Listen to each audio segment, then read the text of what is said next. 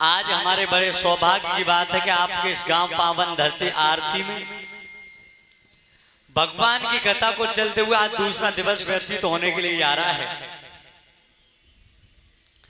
ध्यान रखना,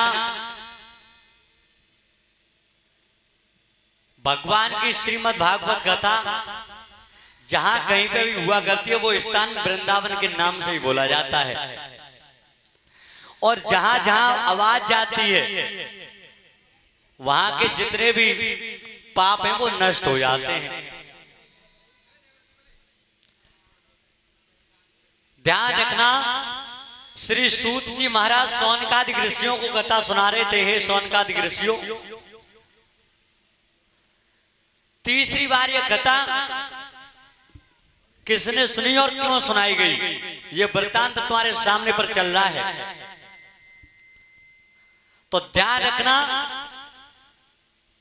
शांतनु के जो 8वीं संतान थी, जिस पुत्र का नाम था देवव्रत। कथा को प्रश्न कहां पे चल रहा है? परिजत महाराज, कथा को प्रश्न कहां पे है? परिजत कौन से तुम में? कथा को प्रश्न कहूंगा चल रही है कि ना है? यज्ञपति तुम बताओ।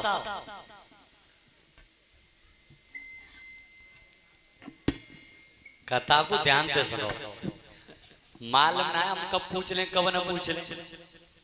कथा को ध्यान से दोनों जने ध्यान से सुनियो, अगर एक दूसरे बनावे तो आप कान हम पूछ ले करियो कि कथा कहाँ चल रही है, समझ रहे हो? और अगर तुम दोनों ने बनावे तो फिर अपने जोड़ीदार ने पूछ लियो। ऐसा तो करियो मत कि प्रेजेंट बॉडी और एब्सेंट माइंड, शरीर यहाँ पे दिमाग कौन तो लगे रहो। ध्यान रखना,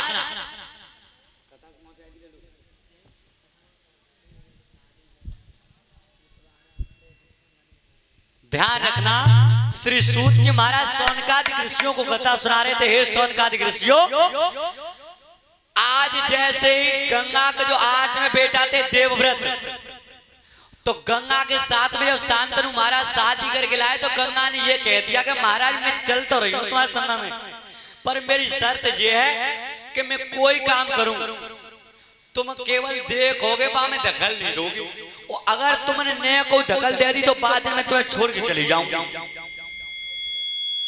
तो ध्यान रखना, गंगा के जो उधर से पहली संतान जन्मी तो गंगा ने उसे अपनी धारा में बहा दिया है नदी में। इस तरीका से एक नहीं बल्कि 7 पुत्रों की हत्या कर दी थी गंगा ने अपनी धार में बहा करके। क्यों कि जो जो संतान जन्मती वह गंगा नदी में बहा देती। शांतनु महाराज कुछ कह नहीं सकते, चूंकि बचन तो वह गंगा पे दे आए कि तुम कोई काम करोगी मैं बात देखूंगो केवल। तो 8 में जब संतान जन्मी है गंगा के उधर से, तो गंगा जैसे नदी में डुबाना चाहती थी उस पुत्र को, शांतनु महाराज पीछे पीछे गए। तब कहिए गंगा भला इस तरीका से तुम संतान की हत्या करती रहोगी तो मेरा वंश आगे के लिए कैसे चलेगा?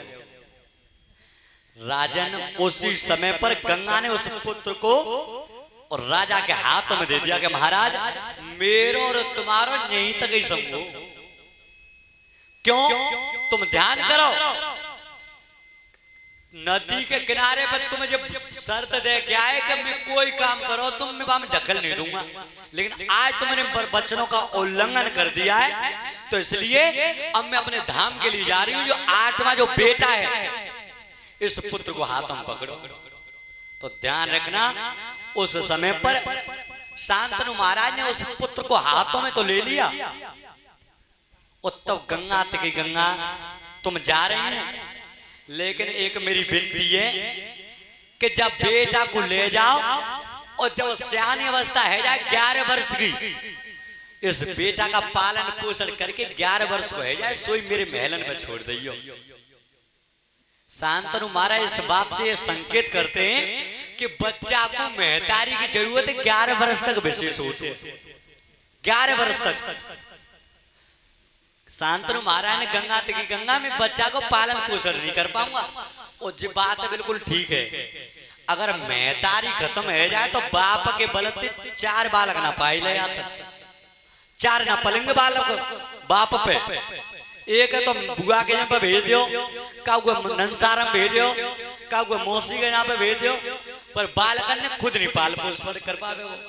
और मेहतारी में वो सामर्थ होती है चाहे 10 बालकन हो, अगर बाप खत्म है जाए तो 10 बच्चन को पालन पोषण कर ले जाती है मेहतारी। तो आज शांतनु महाराज ने कही गंगा मैं इस पुत्र का पालन पोषण नहीं कर पाऊंगा। तो गंगा ने कही कि महाराज लाओ। तो गंगा उस पुत्र को लेकर के देवताओं के लोकों में घुमाती रही। तो देवतन के पास में जब बेटा घूमता रहा तो देवतन को आशीर्वाद मिलता रहा बेटा को। उस पुत्र का नाम रखा गया था देवव्रत। देवव्रत। तो देवव्रत जिस समय पर 7 वर्ष की अवस्था थी, 7 वर्ष की अवस्था में शांतनु महाराज ने देवव्रत को विद्या सीखने के लिए परशुराम के जोरे भेजो। तो परशुराम ने थोड़े दिनों में उस पुत्र को अपनी तरह बाण विद्या में निपुण कर दिया।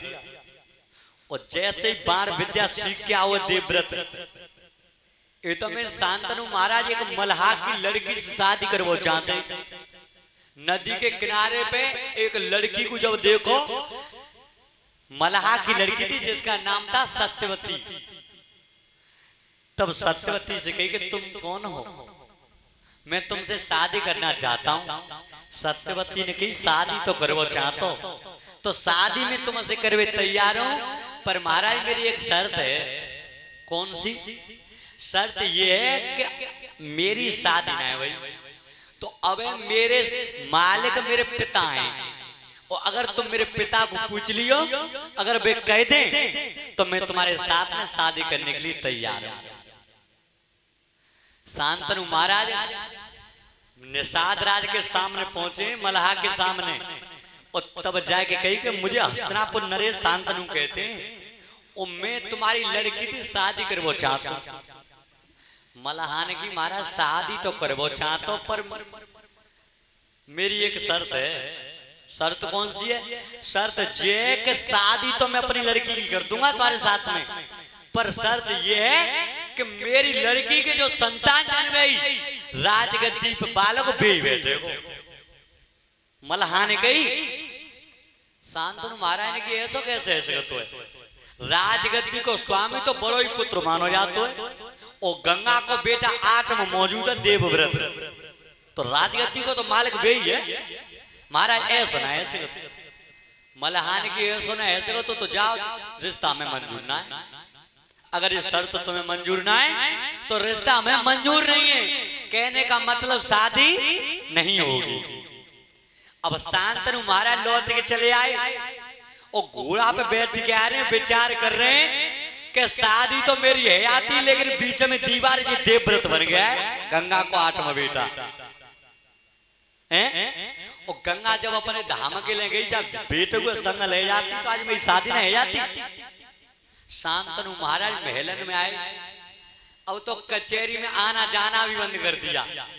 चिंता के सागर में डूबते हुए चले गए।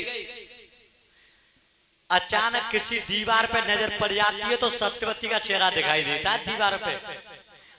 जल को पात्र पानी पीवे के लिए उठावते तो सत्यवती नजर आती है। तो ध्यान रखना, जब दुखी रहते थे, एक दिन जब परशुराम के पास थे देवव्रत विद्या सीख के आए, तब एक मंत्री से पूछी कि जी बताओ मेरे पिताजी आखिर में दुखी क्यों रहते हैं? तो मंत्री ने बता दिया कि राजगद्दी आगे आ रही है बीच में, और वहां में शादी कर वो चाहते हैं कि मल्हा की लड़की थे, और वहां में बीच में दीवार तुम बन गए हो। ऐसी संतान नहीं। अपने पिता के हित में देवव्रत ने और मल्हा के सामने जाके गंगा के किनारे पे वह मल्हा गई कि आप अपनी लड़की की शादी मेरे पिता के साथ में क्यों नहीं करते हो? मल्हा ने कही कि राजगद्दी आगे आ रही है बीच में। सोई देवव्रत समझ के कि राजगद्दी कोई मामला हो सवरो। देवव्रत ने कही कि सोए मैं ये वचन देता हूं कि मैं राजगद्दी पे बैठूंगा ही नहीं, और तुम अपनी लड़की की शादी मेरे पिता के साथ में करो। मल्हा ने की तुम ना बैठो तो आगे चल के तुम्हारी संतान बैठे। ध्यान रखना, देवव्रत ने अपना सीधो हाथ उठाए के और गंगा के किनारे पे खड़े है कि प्रण किया कि मैं आजीवन कुआरा रह करके जीवन व्यापन करूंगा, मैं शादी करूंगा ही नहीं। जो मेरे संतान जन्मे और राजगद्दी पे बैठे, तुम अपनी लड़की की शादी मेरे पिता के साथ में करो। ध्यान रखना, उस दिन से जब प्रण किया था तब से देवव्रत का नाम पड़ गया था भीष्म। ये भीष्म प्रतिज्ञा की थी देवव्रत ने। पढ़े हुए बच्चा बैठे हैं, सामान्य ज्ञान की परीक्षा में प्रश्न आ जाता है कि भीष्म को प्रथम नाम क्या है। भीष्म का प्रथम नाम है देवव्रत। तो आज जब गंगा पुत्र भीष्म नाम रखा गया है तो शांतनु की शादी है क्या आई सत्यवती से। तो मल्हा की लड़की थी, जब शादी है क्या आई तो सत्यवती थी। दो पुत्र पैदा हुए, चित्रांगद और विचित्रवीर। चित्रांगद महाराज को जंगल में गंधर्वों ने मार दिया था और विचित्रवीर की दो रानी अंबिका और अंबालिका।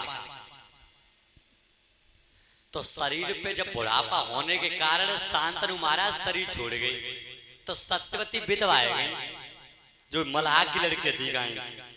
तो सत्यवती जब विधवा है गई तो शांतनु महाराज शरीर छोड़ गए थे।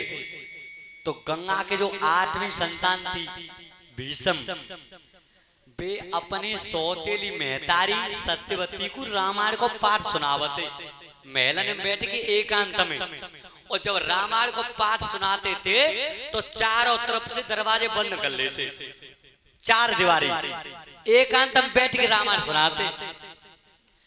अंबिका और अंबालिका जो विचित्रवीर की दोनों रानी हथी गाई, वे विचार करते हैं कि जे गंगा पुत्र भीष्म है और इनकी ये सौतेली मेहतारी है, जे दोनों जब मकान में बंद रहते हैं पर जिना मालूम का ये कत्त का है। आज संध्या को राजा साहब आमे तो जाई बातें पूछेंगे हम। दोनों रानी विचार कर रही। तो ध्यान रखना, जैसी संध्या को समय हो तो विचित्रवीर कचहरी जब आए महलों में तो आज दोनों रानी अंबिका और अंबालिका ने पलंग बिछाए दो राजा को। वो पलका पे बिछाए के और राजा बिठाए के तो जल को पात्र दो, तब बोलिए। आज तो देख लो वो मौजूद है बात, घर में भाई और अना भाई बात तब कही जाते, तब वो थारी पस के सामने दे दी जाते हैं। जब वो थारी पस के सामने रख दी जाते है तब कही जाते हुआ। तो आज दोनों रानी अंबिका और अंबालिका और विचित्रवीर थे बोली कहाँ है। कितनी ऊंची सोच बनी उन दोनों रानी की गंगा पुत्र भीष्म के प्रति। क्या बोली है? अरे इनको बहुत दिना घर बीते,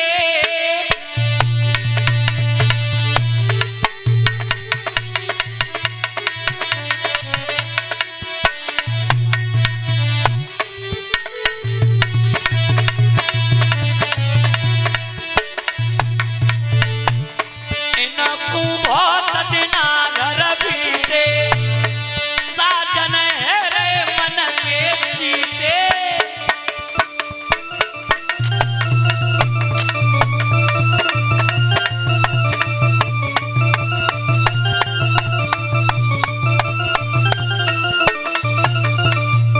ध्यान रखना, अंबिका और अंबालिका कह रही है महाराज जी बताओ तुम्हारा राजगद्दी चलाए हुए में लगे अंत कहूं पर ध्यान रखो तुम आओ।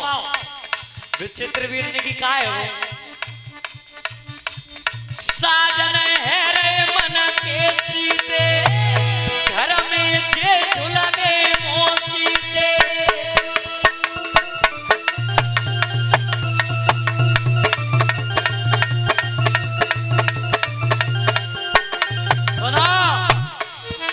तुम्हारी जो सौतेली मेहतारी की संतान है गंगा पुत्र भीष्म, उनके लिए तुम्हारी मैया सत्यवती बैठ गई। विचित्रवीर के सुना है ऐसे तुम ए सुना है, झूठ बोल रही हो। अच्छा ना मानने तो सुनो, मेरी बात ध्यान में लाओ, इन दोनों की जांच करवाओ। बोलिए गुरु गोरखनाथ की।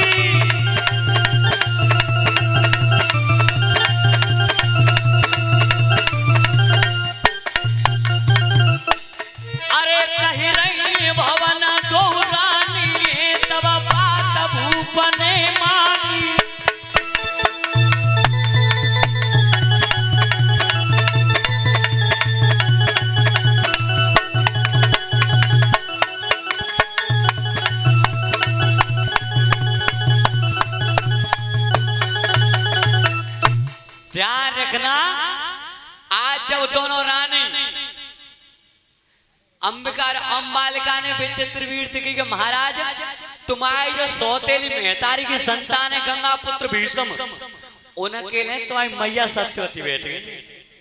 विचित्र वीर ने की सुना ऐसे तो अच्छा न माने तो जांच करवा लो। तो वो कहावत तुमने सुनी है कामन कि कान के भरे हुए थे दीवारों के सक जाते हैं। तो जब बार बार कह रहे थे विचित्र वीर राजा बात को मान गए। विचित्र वीर ने विचार करो आज संध्या के समय मैं ये जांच करूंगा कि मेरी मेहतारी के बीच में मेरे भाई के बीच में संबंध क्या है। तो संध्या को समय जैसी भाव और संध्या के समय गंगा पुत्र भीष्म ने सत्यवती थी की मैया चलो रामायण ना सुनो चलो। तो आज गंगा पुत्र भीष्म और आज सत्यवती दोनों महलन में जब गए और महलन के चारों तरफ से दरवाजे बंद कर रहे हैं रामायण सुनावे के लिए।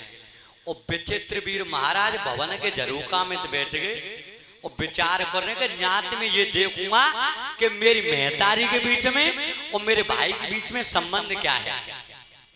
झरोखा मालूम क्या कहते हैं? हाँ जो महलन में गन्नों में जंगल छिकवा देते हैं। विचित्र वीर विचार करने के मैं यहां से जांच करूंगा कि मेरे भाई के बीच में और मेहतारी के बीच में संबंध क्या है। तो आज जैसे रामायण को पाठ सुनाते रहे गंगा पुत्र भीष्म और मैया सत्यवती पलंगा पे बैठ के रामायण सुनती रही। और जब रामायण सुनते सुनते जब मैया सत्यवती को नींद आई है, एक पैर जमीन पे हो और एक पलंग पे रखो भाव का है। अरे रामायण तब बंद करी और नींद मात कुआई है।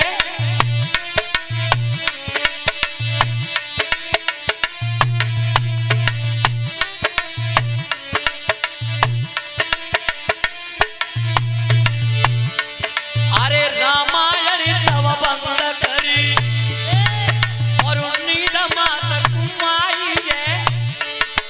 अरे पैर लटक रहो धरती पे ताकि भीष्म करे लखाई है।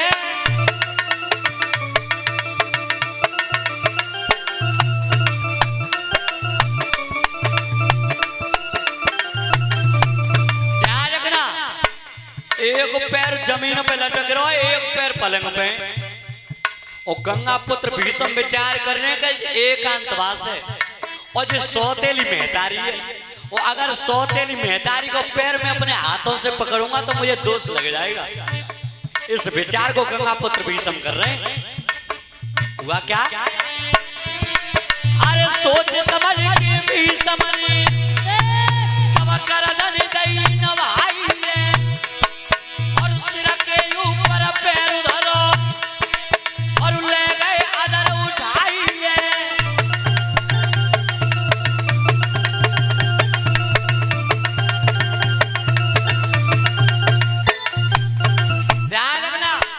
गंगा पुत्र भीष्म ने हाथ से न पकड़ो पैरों पे गर्दन नवाए के सिर के ऊपर रखो। अरे सिर के ऊपर पैर धरो अब ले गए अदर उठाई है और पैर धरो चाहे पलिका पे उतरा जा करे लखाई है।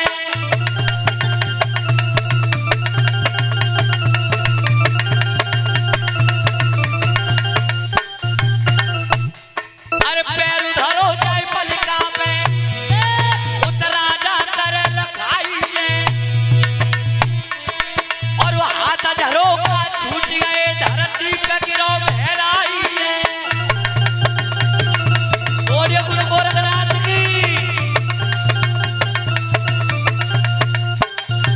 ध्यान रखना एकदम जैसे ही पैर ले जाए कि सिर के ऊपर जो पलंग पर रखो वो तमें विचित्र वीर जंगल ला में देख रहे झरोखा में थे एकदम हाथ से झरोखा छूट गो। सवारिया रात नींद आई